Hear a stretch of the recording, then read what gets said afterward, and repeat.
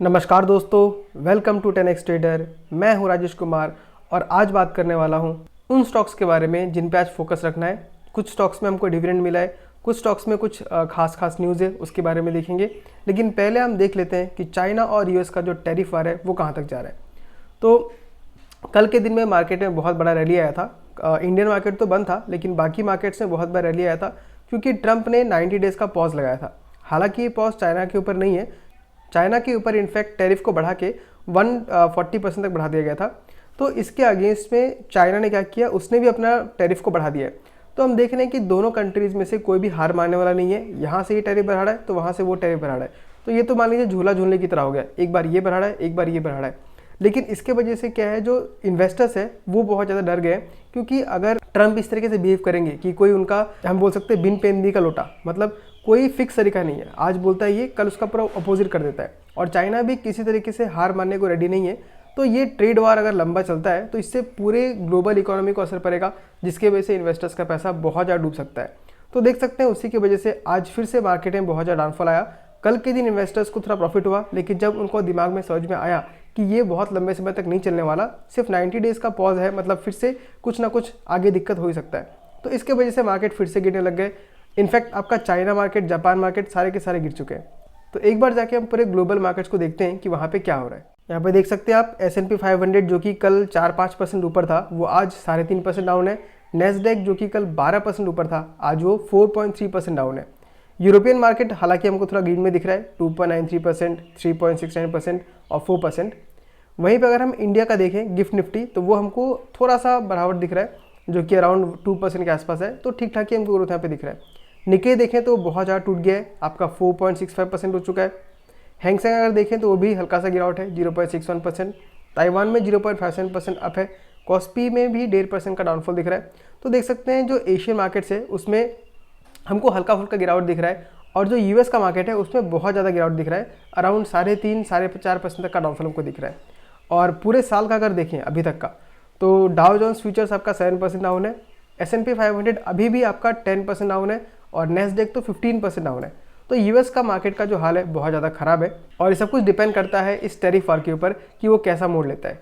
इस tariff war की वजह से एक और प्रॉब्लम यूएस को हो रहा है कि चाइना ने बहुत सारा बॉन्ड खरीद के रखा था यूएस का, वो क्या कर रही है, सारे बॉन्ड्स को बेच रही है। तो बॉन्ड्स को बेच देने से क्या हो रहा है, उसका डिमांड में कमी आ रहा है, सप्लाई बढ़ जा रहा है, जिसकी वजह से उसका प्राइस घट रहा है। अब प्राइस अगर उसका घट रहा है तो क्या होगा, आपको जो यूएस इकोनॉमी जो है उसको पैसा रेज करने में दिक्कत होगा। अब दोस्तों बॉन्ड होता क्या है, वो कुछ भी नहीं है, वो कर्ज लेने का एक तरीका होता है। जैसे मान लीजिए अगर मैं बॉन्ड इशू करता हूँ तो उसके बदले में आपको मैं कुछ इंटरेस्ट रेट दूंगा। तो अगर मेरे बॉन्ड का वैल्यू घट रहा है, कोई लेना नहीं चाहता, तो मुझे क्या करना पड़ेगा, मुझे बोलना पड़ेगा कि भाई मेरा बॉन्ड ले ले, लेकिन इंटरेस्ट रेट में 6%, 7%, 8% देने को रेडी हूँ।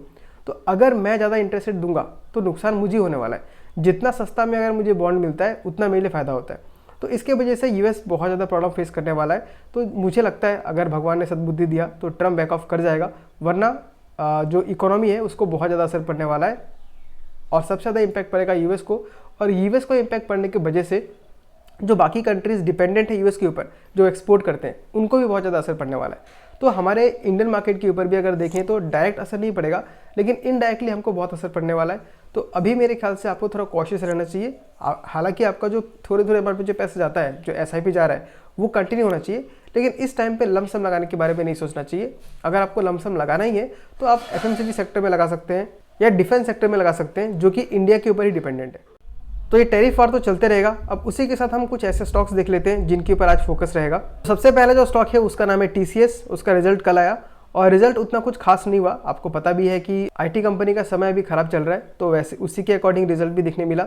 जो प्रॉफिट है 1.3% गिर गया। जो पिछले क्वार्टर में आपका 12,380 करोड़ था, वो घट के 12,224 करोड़ हुआ है। यानी जो आईटी कंपनीज है वो धीरे धीरे करके फ्लोट कर रही है। अभी उनका प्रॉफिट ग्रोथ नहीं कर पा रहा है, वो बस मेंटेन कर पा रही है। रेवेन्यू अगर देखें तो हल्का सा ग्रोथ हमको दिखा है, 0.8%।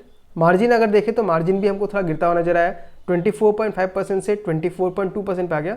तो मेरे ख्याल से यहाँ बहुत ज़्यादा गिरावट नहीं है, स्टेबल बिजनेस चल रहा है। और मेरे ख्याल से जब तक ये सिचुएशन पार नहीं होता तब तक बिजनेस ऐसा ही चलेगा, और उसके बाद इन कंपनीज का प्रॉफिट फिर से बढ़ना स्टार्ट हो जाएगा। इस क्वार्टर में टीसीएस ने आपको 30 रुपीज़ का डिविडेंड दिया है, जो कि काफ़ी ठीक ठाक है। लेकिन अगर हम टीसीएस का प्राइस देखें तो टीसीएस का प्राइस अभी चल रहा है 3,246 रुपीज़, और आपको जो डिविडेंड मिला है वो 30 रुपीज़ के आसपास का मिला है, तो 1% का भी आपको डिविडेंड नहीं मिला है। तो डिविडेंड यील्ड जो बन के आ रहा है बहुत अच्छा निकल के नहीं आ रहा है, तो सिर्फ डिविडेंड के लिए आपको यहाँ पे इन्वेस्ट नहीं करना है। लेकिन अगर आप IT कंपनीज को ट्रैक करते हैं तो TCS का रिजल्ट आपके लिए बहुत ज़्यादा इंपॉर्टेंट है। उसके बाद बैंक ऑफ इंडिया का न्यूज़ निकल के आ रहा है कि उसने अपने जो लोन का रेट है उसको कम कर दिया है, जो कि पहले आपका 9.1% था, अब वो घट के 8.85% पे आ चुका है। तो ये जो लोन के रेट में कमी आया है ये सिर्फ बैंक ऑफ इंडिया में नहीं है, ये आपको PNB में भी दिख रहा है। वहाँ भी आपका जो लोन पहले 9.1% था वो घट के अभी 8.85% पे आ चुका है। तो जो लोग लोन लेना चाहते हैं उनके लिए एक अच्छा टाइम शुरू हो रहा है, क्योंकि जैसे जैसे इंटरेस्ट रेट घटेगा वैसे लोन का रेट भी घटते जाएगा, जिससे अल्टीमेट बेनिफिट उनको होने वाला है जिनको रिक्वायरमेंट लोन का है। एक न्यूज़ जोमेटो के बारे में निकल के आ रहा है कि जोमेटो का जो नेदरलैंड्स का जो सब्सिडरी है उसको वो लिक्विडेट कर रहे हैं, मतलब बेच रहे हैं उसको, बिजनेस वहाँ बंद करने वाले हैं। तो यहाँ पे बताया गया कि ये जो सब्सिडरी है वो कोई बहुत ज़्यादा इम्पैक्ट डालने वाला नहीं है, बहुत छोटी कंपनी है और उससे कंपनी के टर्नओवर पे, रेवेन्यू पे बहुत ज़्यादा असर नहीं पड़ने वाला। एक और न्यूज़ निकल के आ रहा है Nippon India life asset management के ऊपर, यानी जो निप्पॉन इंडिया का जो AMC है उसके ऊपर आपका साइबर अटैक हुआ है, जो कि उसका इंफ्रास्ट्रक्चर था IT का, उसके ऊपर आपका हैकर्स ने अटैक करने का ट्राई किया है। तो उसमें जो भी नेसेसरी स्टेप्स था वो उन्होंने लिया है और कुछ बहुत बड़ा नुकसान नहीं हुआ है। उसके बारे में और भी न्यूज़ निकल के आता है तो बाद में मैं आपको अपडेट कर दूंगा। जो इन्वेस्टर्स का डाटा है वो वहाँ पे लीक हो सकता है और वो मिसयूज़ किया जा सकता है, तो ध्यान बना के रखिएगा। नेक्स्ट अगर देखें तो एक ब्लॉक डील हुआ है नॉर्दर्न आर कैपिटल में, जिसमें आशीष धवन ने 35 लाख शेयर्स खरीदे, जो कि पूरी कंपनी का 2.17% होता है और वो एवरेज प्राइस खरीदा है 173 रुपीज़ के ऊपर। तो यही कुछ न्यूज़ था और कुछ इंपॉर्टेंट स्टॉक्स थे जिसके बारे में मैंने डिस्कस किया। आई होप आपको इन्फॉर्मेशन अच्छा लगा होगा। अगर वीडियो अच्छा लगा तो इसको लाइक कर दीजिए और हो सके तो चैनल को सब्सक्राइब भी कर दीजिए, क्योंकि उससे मुझे बहुत मोटिवेशन मिलता है और मैं ऐसे वीडियोस कंटिन्यूसली बनाते रह पाता हूँ। आज के वीडियो में इतना ही, मिलता हूँ आपसे अगले वीडियो में किसी अगले स्टॉक के साथ। तब तक के लिए tata, bye bye, take care.